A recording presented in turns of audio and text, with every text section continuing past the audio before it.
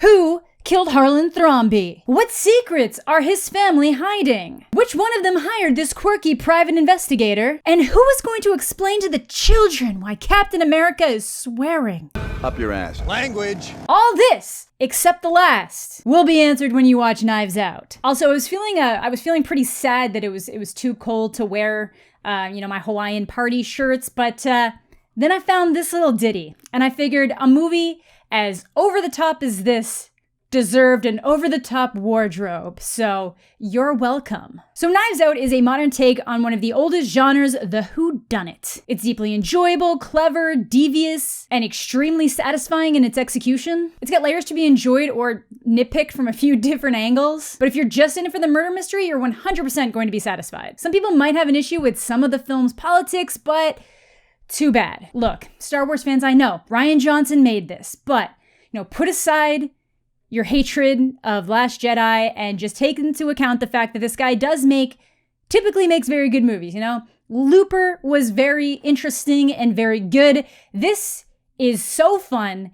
and just so good and so incredibly well written and directed that I just need everybody just to calm down about the Star Wars stuff just for 10 minutes and just enjoy this movie. So Ryan actually went into this as a lover of the whodunit genre while also being very aware of the Hitchcock criticism that whodunits are basically just a lot of exposition and buildup, and then you just get that one big reveal, and then it makes it not super enjoyable for a moviegoer. There's not enough kind of keeping you on the edge of your seat as it goes. Because basically with the whodunit, that the stuff you're being introduced to, earlier on probably isn't actually going to pan out to being anything later in the film. So Knives Out basically starts as a whodunit, turns into a thriller, but leaves audiences conflicted with where it seems the story might be going. It's like every 20 minutes, this movie just kind of stops for a second, lets you take a breath, and then just piles more on. And then you still get the satisfaction of that big reveal moment. Because when you traditionally look at a whodunit, the whole movie just ends up going through each of the different characters and why they might have had a reason to murder the victim before some crack investigator comes in and just dumps the response on you at the end of the movie. Knives Out gets those conversations out of the way almost immediately. Literally, within the first 20 to 30 minutes of this movie, anybody is a viable suspect, and we have all of the reasons as to why somebody might have wanted to hurt Harlan Thrombey. So as mentioned, the film itself surrounds the Thrombey family, who've mostly lived a very comfortable life due to the wealth amassed by Harlan. Some have utilized this to their advantage, while others have just basically piggybacked off of their belief that they're owed that life of luxury through the family ties. It deals with class, social, and race issues, but I don't find it gets too heavy-handed if you're just in it for the mystery. But ultimately, if you're super sensitive to that kind of stuff, you might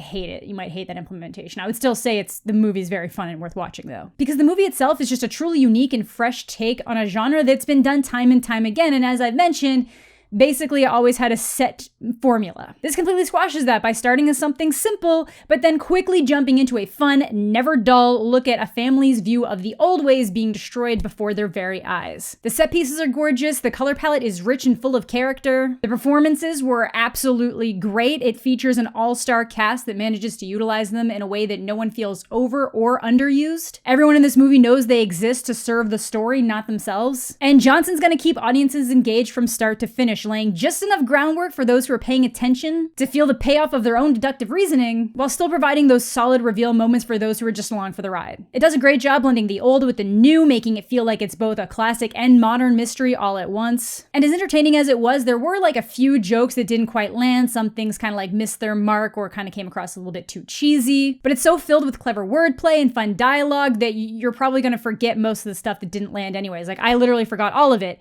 Unless it happens to be in the trailer, and you have to continually hear it every single time the trailer plays. CSI KFC?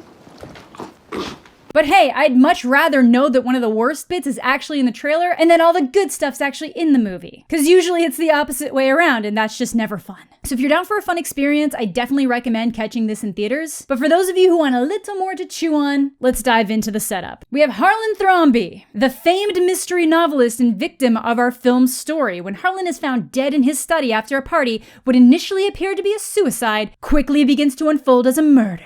So that brings us to the potential culprits. Linda Drisdale, daughter of Harlan, built her own business from the ground up with a generous loan from dear old dad, of course, married to Richard, who is piggybacking around on her success, but has a secret of his own. Their family is rounded out by the cocky, ever-sauntering Ransom, who arrives late to the investigation and immediately starts stirring up Shit. Smug smile. Definitely eat shit. Yeah, he's chaotic in nature and might seem like the only family member who is willing to try and make it on his own, but even he has an added layer to the mystery. Walt Thrombey, who runs his father's publishing house, can be heard early on chatting about selling the rights to various tales his father has made to Netflix. He has a son, Jacob, who seems to spend entirely too much of his time on the internet being shitty. Then we move on to the widow of Harlan's deceased son, Joni, the self-described Instagram influencer. She's basically everything you would imagine if you think of a mom who thinks she's an influencer who married for money. But she has a teenage daughter named Meg who mostly seems refreshing compared to the rest of the family and their antics at first. Finally, to round out the Thrombey family, we have great Nana Juanetta, a woman of few words, but a hoot and an asset all the same. But one of the most important characters in this movie is Marta. She's Harlan's caregiver, who the Thrombey family is always so quick to say that she's basically like a member of the family, and it's nothing but praise, until she gets thrown into the burner because it appears that Harlan has left his entire empire to her. Finally, we have famed private investigator Benoit Blanc, hired by an unknown party to investigate the death and antagonize the family. I don't think he was hired to do the second part.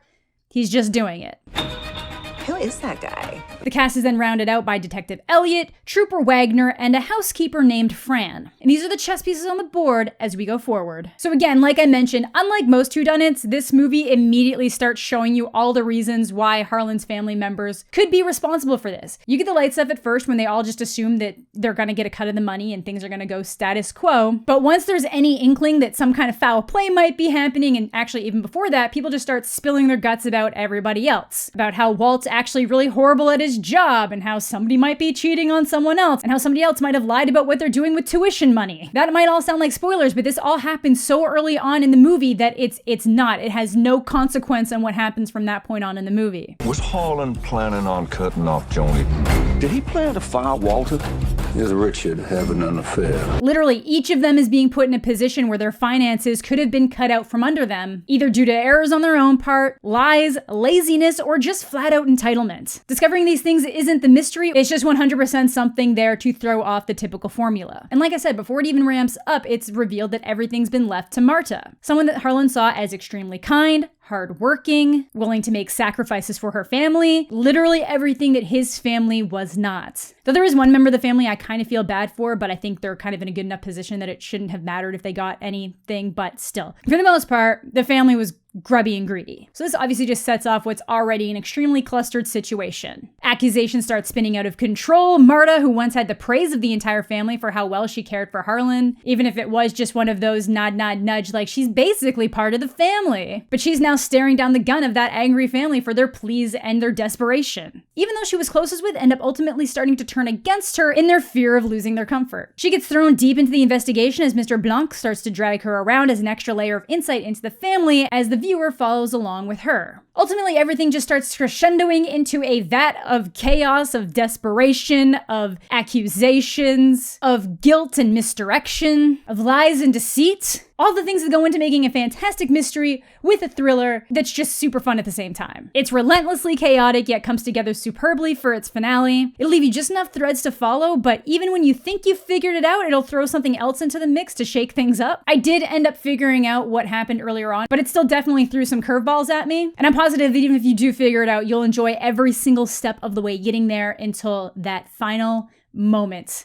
That final conclusion of beauty. It's outrageous, it's funny, it's fun. I keep using the same words because that's just the best way to describe it. It was the only movie I walked out of that I immediately texted my parents being like, you all gotta see this, you're gonna love it. It's the movie I walked away from TIFF knowing that I could recommend to the highest number of people, and I don't mean that in a bad way. Sometimes things that appeal to a large audience aren't good, but it's just got a little bit of something for everyone. It's got the mystery, it's got the crime, it's got the thriller, it's got the intrigue. It was just a fun movie. So I guess that just leaves it off. What happened to Harlan Thrombey? Well, you'll just have to watch the movie to find out, because I'm not going to be the one that reveals that, like 5 days before the movie actually comes out. Spill it. Like, he might not have made my favorite Star Wars movie, but I'm not going to make things easy for people who want to ruin things for themselves. So yeah, definitely something I recommend catching in theaters. I really think a lot of people are going to enjoy this. Some of you, if you just want to know what happened, I would just urge you to go watch the movie without knowing. I still think it would be very enjoyable if you know what happened. Like I said, there's enough other things going on that pulls away from that big reveal moment, so it does have the rewatch factor. So let me know what you guys are thinking in the comment section down below. Have you seen it yet? Are you planning to see it? Make sure to leave a comment. I try to answer a bunch of those when I can. Subscribe if you're new. Leave a like on the video if you're into that kind of thing. And as always, I hope you all have a fantastic day, and we'll catch you all later.